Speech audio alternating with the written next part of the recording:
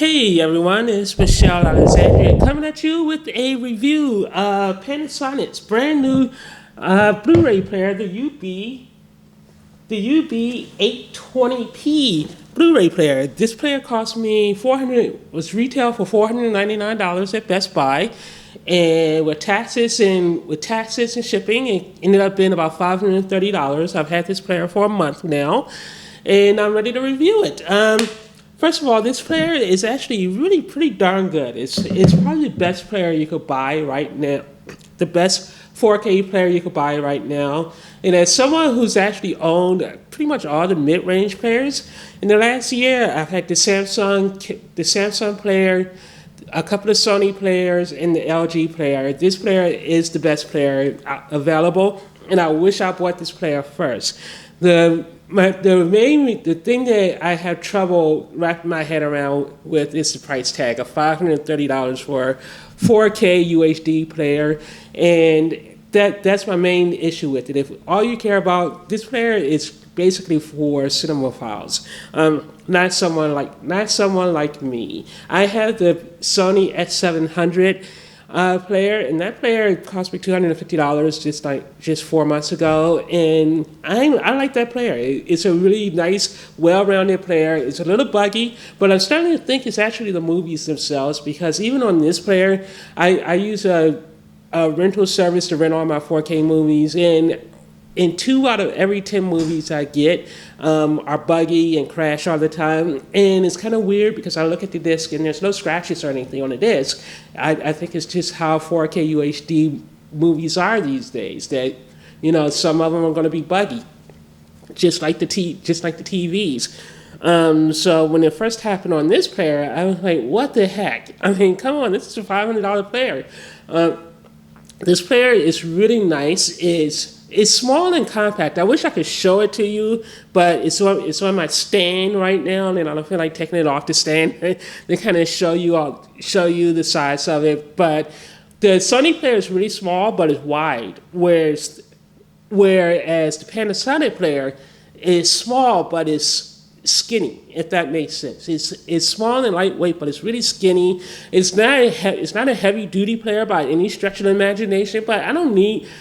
And the material isn't all metal finish. It's kind of like a plasticky finish with maybe some metal on the back. Again, I can't touch it right now, so I don't know how accurate my description is. It's kind of hard to explain. But I really like this player.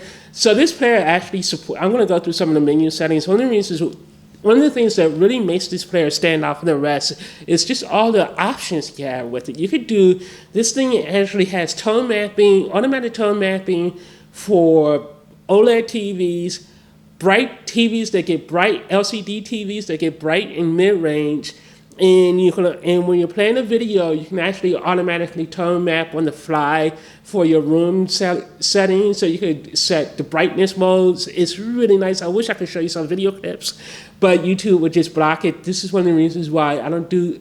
I'm kind of iffy on YouTube right now, because it's just so hard to do the type of videos that I really want to do for you guys. Instead of just me talking about a product, I want to really be able to show you some of the product features. But if YouTube's going to block me, what's the point? So anyway, the menu navigation is really nice. I really like it because you have this videos option, so you can actually pop it. You can play videos directly from a disc, or you can plug in a USB disc right here and play something, which is really nice. So I'm going to skip out of this. The music options are really nice. Again, USB disc. You can do photos from USB or disc. You can home network this stuff. You could go network services, which actually I haven't been into this area, so I don't know what this does. So let's go. So this is actually this is the marketplace where you can actually select all your various apps. So right now there are only 3 apps available: YouTube, Netflix, and Prime Video. But really, do you need any more? The Netflix app actually supports Dolby Vision, as far as I remember. It supports Dolby Vision in 4K. YouTube, I haven't tested the app, so let's check that. Oh.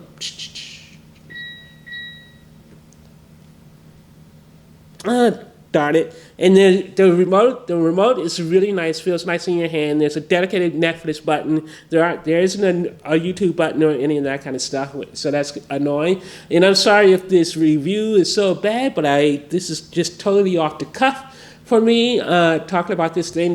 The hardware itself, again, is really nice.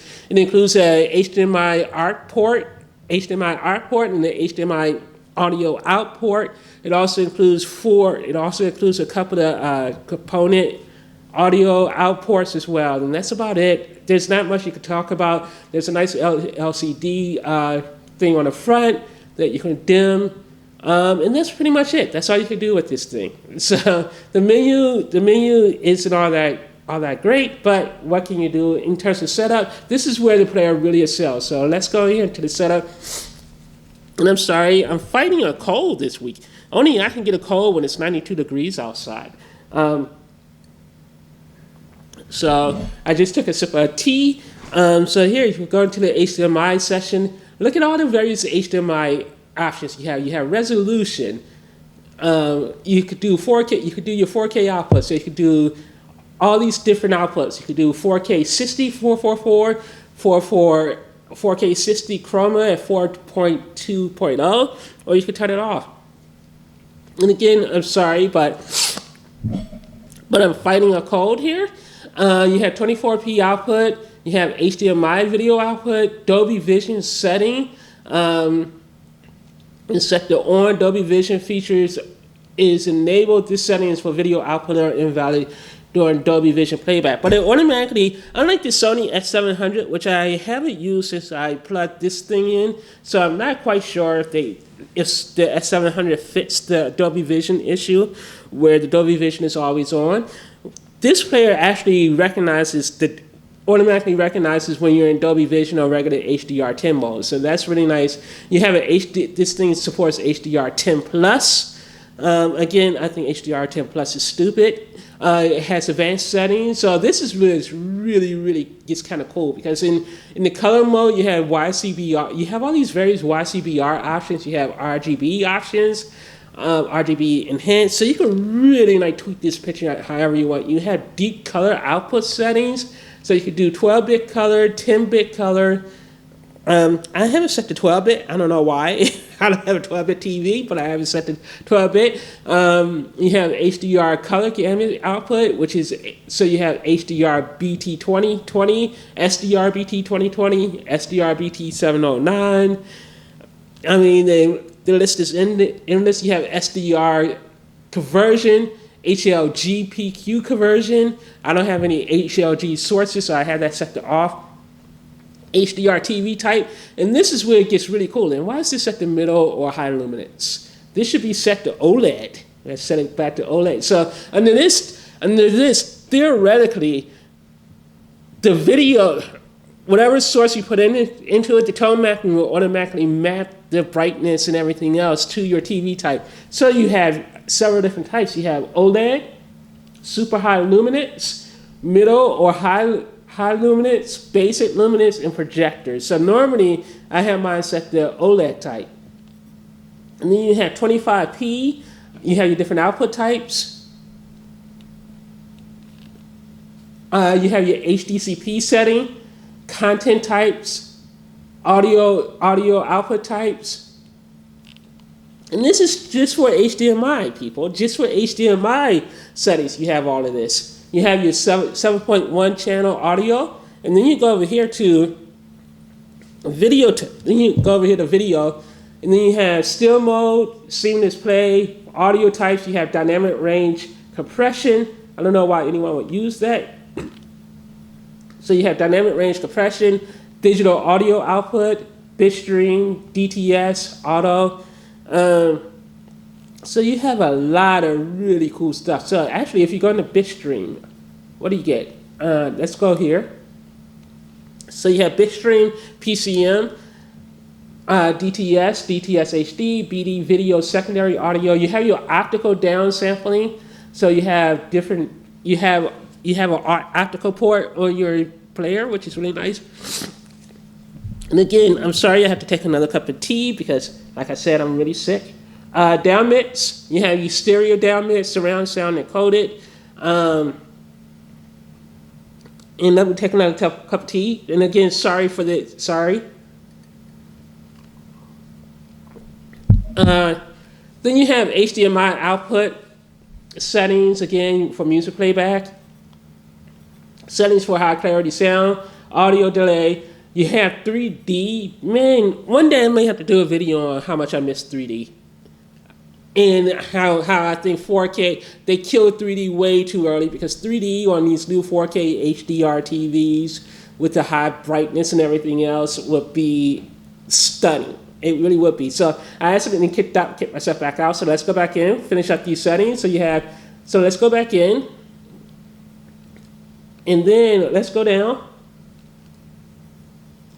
So you have language options, you have your language options, your network options, you can set your ratings, and you have other system options. And one of the nice things is when you reset your system, it allows you to actually reset different areas. So you can actually reset just your HDMI settings, or you can reset just your video settings, or just your audio settings. And that's really nice, because most systems, especially like this S700, if you think you messed up your setting somewhere, and you go in and you're like, I need to reset something, and you don't know what's broken, then you could go piece by piece and reset things.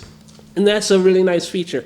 So overall, I'm going to wrap this up by just saying I really love this player. I just don't think it's $500 better than my S700, but the picture quality definitely is better than the S700. I really love it. It's awesome. And again, like I said, I really wish I could show you some clips and show you how you could change things right on the fly with the press of a button and do automatic tone mapping.